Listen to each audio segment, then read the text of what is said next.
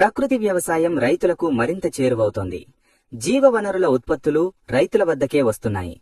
ప్రకృతి వ్యవసాయంలో bio resource సెంటర్లు కీలక పాత్ర పోషిస్తున్నాయి.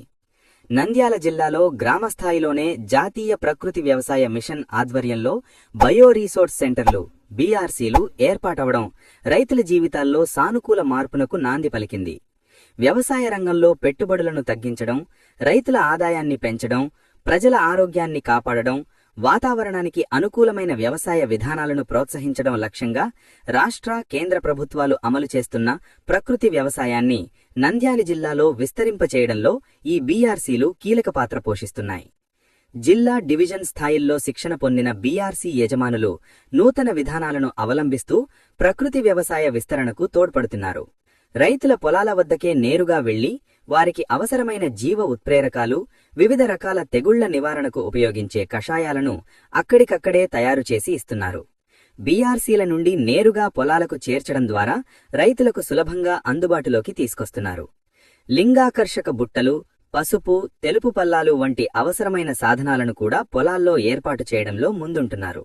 జాతీయ ప్రకృతి వ్యవసాయ మిషన్ ద్వారా శిక్షణ పొందిన బీఆర్సీ యజమానులచే డోన్లోని గిడ్డాంజనేయ బీఆర్సీ, ఆత్మకూరులోని సుభాష్ పాలేకర్, కోవెలకుంట్లలోని సదానంద, ఆళ్లగడ్డ డివిజన్ జిలన్న గ్రామంలోని మణికంఠ, నందికొట్కూరు డివిజన్లోని శ్రీలక్ష్మీ వెంకటేశ్వర గో ఆధారిత బీఆర్సీ, నంద్యాల డివిజన్లోని అయ్యప్ప బీఆర్సీలు స్థాపించి వివిధ రకాల జీవవనరులను తయారు చేస్తూ రైతులకు అందిస్తున్నాయి.